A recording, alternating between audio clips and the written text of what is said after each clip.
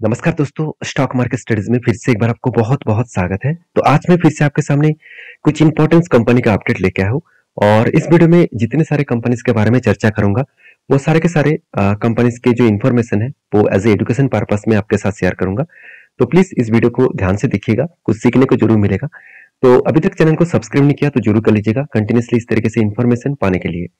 तो सबसे पहले मैं बात करूंगा आर्कॉन इंटरनेशनल लिमिटेड के बारे में। देखिए, आर्कॉन के ऊपर कंटिन्यूसली एक पॉजिटिव मोमेंटम देखने को मिला है, क्योंकि बहुत सारे रिपोर्ट के माध्यम से, न्यूज के माध्यम से यही बताया जा रहा है कि कंपनी के ऊपर बहुत ज्यादा प्रोजेक्ट मिल रहा है और बहुत ज्यादा प्रोजेक्ट मिलने का चांसेस है। क्योंकि इंडिया देखिए एक इंफ्रास्ट्रक्चर डेवलपमेंट कंट्री बन चुके हैं और लगातार इंफ्रास्ट्रक्चर का ग्रोथ हो रहा है, उसके साथ साथ रेलवे सेक्टर का भी ग्रोथ हो रहा है।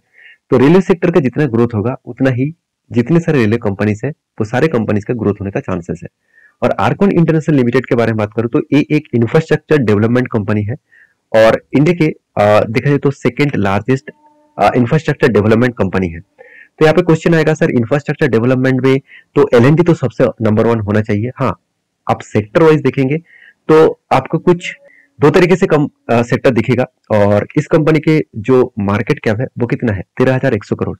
इसका मतलब जो small and medium type sector है उस सेक्टर के नंबर 2 पोजीशन में इसका नाम दिखेगा।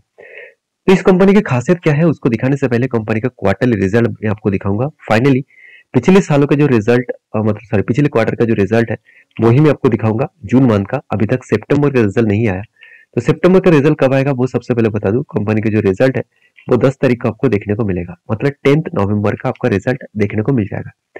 अभी इस चीज को मैं ध्यान से आपको दिखा दूं। देखिए, पिछले बार का जो सेल्स था वो सेल्स ऑब्वियसली बढ़ा था, एक्सपेंस को कंपनी कंट्रोल में रखे थे और उसके हिसाब से प्रॉफिटेबिलिटी भी देखिए बढ़ा था, मगर क्वार्टर क्वार्टर बेसिस में कंपनी का प्रॉफिट कम हो गया था। तो अभी देखना बाकी है कि कब सितंबर मंथ का कंपनी का रिजल्ट किस तरीके से होता है। अभी कंपनी के बैलेंस शीट के बारे में बात करें तो कंपनी का रिजर्व लगातार बढ़ते चले गए और कंपनी कुछ कर्जा भी लिया, कभी कभी कर्जा मिटा भी दिया। अभी 2 पॉइंट्स यहाँ पे जरूर आपको देखना है कि कंपनी जो कर्जा लिया वो किस बेसिस में लिया। ध्यान से देखना इस चीज को। कंपनी को कितना प्रोजेक्ट मिला, 864 करोड़ के आसपास। तो 860 करोड़ के आसपास कंपनी को प्रोजेक्ट मिला और इस प्रोजेक्ट को कंप्लीट करने के लिए कंपनी को तो कर्जे की जरूरत है, तो इसलिए कंपनी ने कर्जा उठाया। क्यों? क्योंकि कंपनी के पास जो प्रॉफिटेबिलिटी है वो कितना है, 750 करोड़। तो कंपनी को एक्स्ट्रा पैसा तो चाहिए उस प्रोजेक्ट को कंप्लीट करने के लिए, तो इसलिए कंपनी क्या किया, कर्जा उठा लिया। अभी यही चीज को मैं कैश फ्लो के हिसाब से दिखा दूं तो आप एक चीज और भी देखेंगे कि कंपनी जितनी बोरिंग्स लेते जा रहे हैं उतना ही कंपनी रीपेमेंट भी करते जा रहे हैं। ऐसे नहीं कि कंपनी बोरिंग्स लिया और कर्जा पेमेंट नहीं कर रहा है, बिल्कुल नहीं। कंपनी धीरे धीरे करके खुद को कर्जे को रीपेमेंट भी कर रहा है। तो इस बात को आपको याद रखना है और इस बात को आपको जरूर स्टडी करके काम करना है। अब एज ए इन्वेस्टर के बारे में बात करूं, अब देखेंगे तो इन्वेस्टर उतना ज्यादा इन्वेस्टमेंट नहीं किया। क्यों? क्योंकि एफआईएस और डीएस के पास ज्यादा होल्डिंग इसीलिए नहीं दिखा क्योंकि कंपनी गवर्नमेंट कंपनी है। तो गवर्नमेंट कंपनी के ऊपर इंस्टीट्यूशन उतना ज्यादा इन्वेस्टमेंट नहीं करता है। हाँ, कुछ गवर्नमेंट कंपनी के ऊपर निवेश करके रखे हैं, ज्यादा से ज्यादातर कंपनीज के ऊपर गवर्नमेंट का निवेश आपको कम दिखेगा। अभी पॉइंट्स ये आते हैं कि कंपनी के ऊपर इतना सब कुछ होने के बाद क्या इस कंपनी के ऊपर निवेश करना सही होगा। अगर इसके चार्ट पैटर्न के बारे में बात करूं तो कंपनी 2022 से पहले, सॉरी 2023 से पहले 2022 से कंपनी के ऊपर उतना खास परफॉर्मेंस नहीं दिखने को मिला। कंपनी का प्राइस हो गया था लोअर साइड तक देखे तो 35 से जर्नी कहां तक किया। अगर मैं लोअर साइड से टॉप लेवल तक देखूं तो ऑलमोस्ट 390% के आसपास रिटर्न दिया। इसका मतलब 4 गुना के आसपास कंपनी रिटर्न दिया। तो फिलहाल के लिए जो सिचुएशन है, मैं तो जरूर कहूंगा कि कंपनी के ऊपर एक स्ट्रांगली यहाँ पे एक रेजिस्टेंस फेस कर रहा है, स्ट्रांगली एक रेजिस्टेंस फेस करेगा, सॉरी स्ट्रांगली एक सपोर्ट फेस करेगा। इस सपोर्ट को फेस करेगा इसीलिए क्योंकि कंपनी यहाँ पे होल्ड किए थे, उसके बाद एक जर्नी किया और मुझे लगता है वही लेवल को कंपनी यहाँ पे क्या करेगा, वही लेवल को वो रिटेस्ट करने के लिए नीचे आएगा। या फिर रिटेस्ट करने के बाद अगर ऊपर फिर से रिवर्सल करे तो ऑब्वियसली प्रीवियस जो रेजिस्टेंस है उस रेजिस्टेंस तक जाएगा। अगर यहाँ पे ब्रेकडाउन करे और नीचे आए तो 200 डेज ईएमए तक उसका सपोर्ट बन सकता है। तो फिलहाल के लिए इस कंपनी के ऊपर कोई भी सिचुएशन ऐसा नहीं बना जहाँ पे ट्रेड होगा, तो इस तरीके से कुछ सिचुएशन नहीं बना। तो मैं फिलहाल के लिए शांति से बैठा रहूंगा, जब कोई ट्रेड बनेगा तो मैं आपके साथ शेयर करूंगा एज एजुकेशन पर्पस में। मेरा काम है आपको सारे चीजों को समझाना। आपको डिसीजन लेना होगा खुद के ऊपर, क्योंकि मेरा कोई डिसीजन कभी भी आपके साथ में शेयर नहीं करता हूँ। तो नेक्स्ट जो कंपनी है जिसके बारे में चर्चा करूं उसका नाम है बीएससी लिमिटेड। तो बीएससी लिमिटेड के बारे में बात करूं तो इंडिया के सबसे पुराना एक्सचेंज है। तो इसके ऊपर देखिए मार्केट जितना गिर रहा है इतना उतना ही कंपनी कंटिन्यूसली हाई करते जा रहे हैं। प्रीवियस डे में भी देखा है तो 2 दिन पहले भी कंपनी हाई किए थे, कंटिन्यूसली कंपनी हाई करते जा रहा है। और इस कंटिन्यूसली हाई करने के पीछे एक ही रीजन है, क्योंकि एक बड़ा अनाउंसमेंट आया हुआ है कि जितने सारे अभी ट्रेड किया जाएगा उसके ट्रेड के ऊपर जो चार्जेस पहले लगता था वो चार्जेस बढ़ा दिया जाएगा। और चार्जेस बढ़ाने के कारण डायरेक्टली फायदा किसको होगा? एक्सचेंज को होगा, क्योंकि हम लोग जो ट्रेड करते हैं, हम लोग जो इन्वेस्टमेंट करते हैं, उसका एक एक्स्ट्रा बेनिफिट, एक्स्ट्रा एक चार्जेस हमको एक्सचेंज को जरूर देना पड़ता है। तो एक्सचेंज को जो चार्जेस पहले दिया जाता था वो चार्जेस अभी बढ़ा दिया गया है। देखिए अगर चार्जेस के बारे में बात करो, देखिए यहाँ पे अलग अलग चार्जेस यहाँ पे दिया गया है। इस तरीके से कुछ चार्जेस आपको एक्स्ट्रा देना पड़ेगा, तो उसी के बेसिस में कंपनी के ऊपर ग्रोथ हो रहा है। क्योंकि देखिए आपको अगर पैसा ज्यादा मिलेगा चार्जेस के हिसाब से तो आपका जो प्रॉफिटेबिलिटी है वहां पे कुछ चेंजिंग दिखेगा।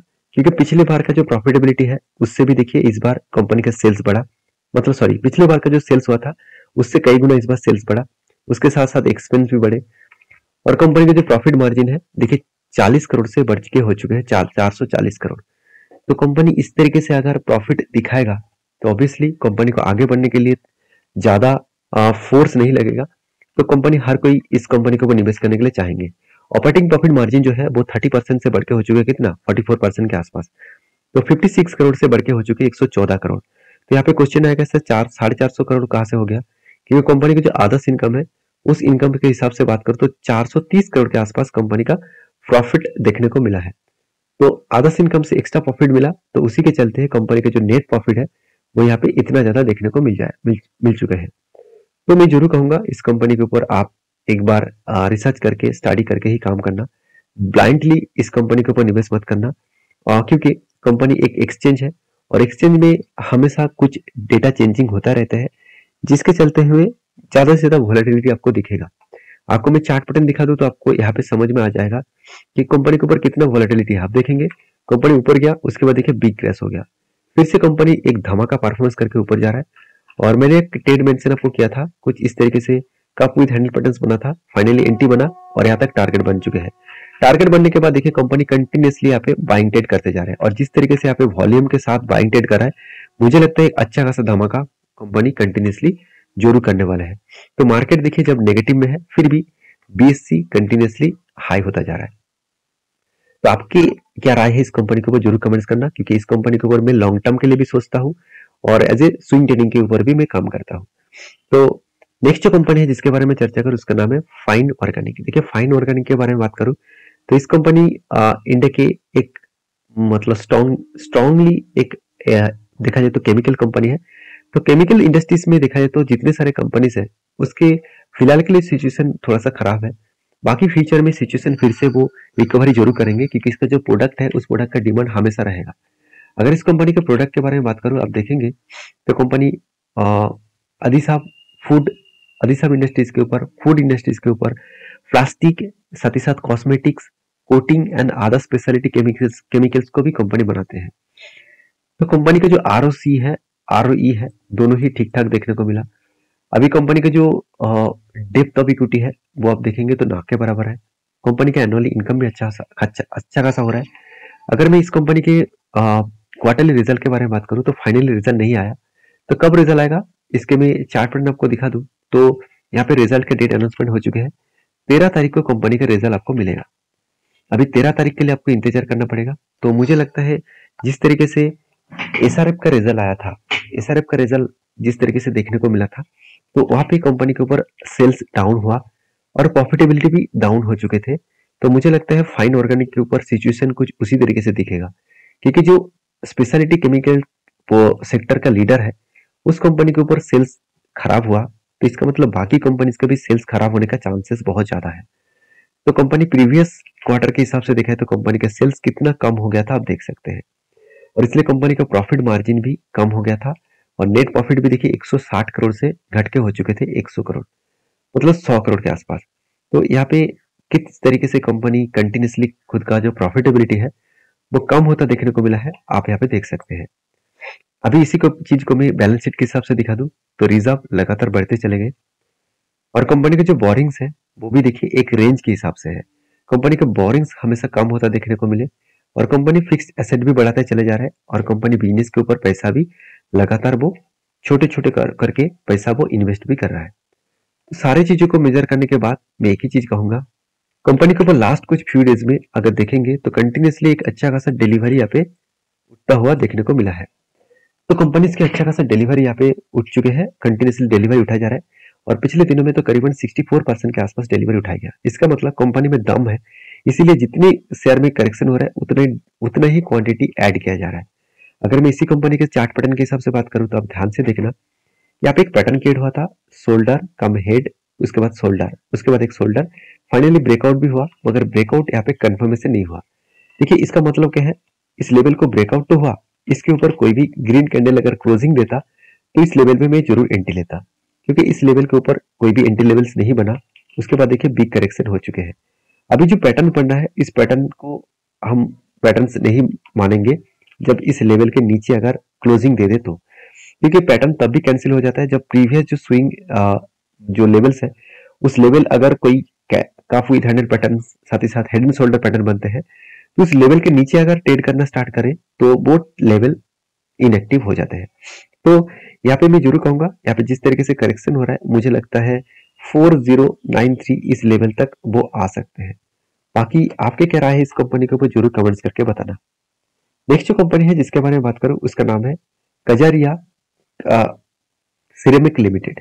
तो कजारिया सिरेमिक लिमिटेड के ऊपर बात करूं तो इस कंपनी एक सिरेमिक प्रोडक्ट है, इसका मतलब एक टाइल्स बनाने वाला कंपनी है। और देखा जाए तो इस कंपनी ने अच्छा खासा एक अपडेट भी दिया, वो क्या है, डिविडेंड का।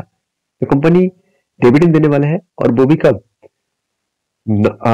आपको डिविडेंड मिलेगा 6 तारीख को, और सॉरी 6 रुपीज करके डिविडेंड मिलेगा और डिविडेंड मिलेगा आपको 2 तारीख को। तो ये था कंपनीज का अपडेट। तो वीडियो में कुछ जानकारी अच्छा मिले तो प्लीज लाइक करना, दोस्तों के साथ शेयर भी करना और चैनल को सब्सक्राइब भी करना। मिलते हैं नेक्स्ट वीडियो में, तब तक के लिए अच्छे से रहिए, अपने ख्याल रखिए, धन्यवाद।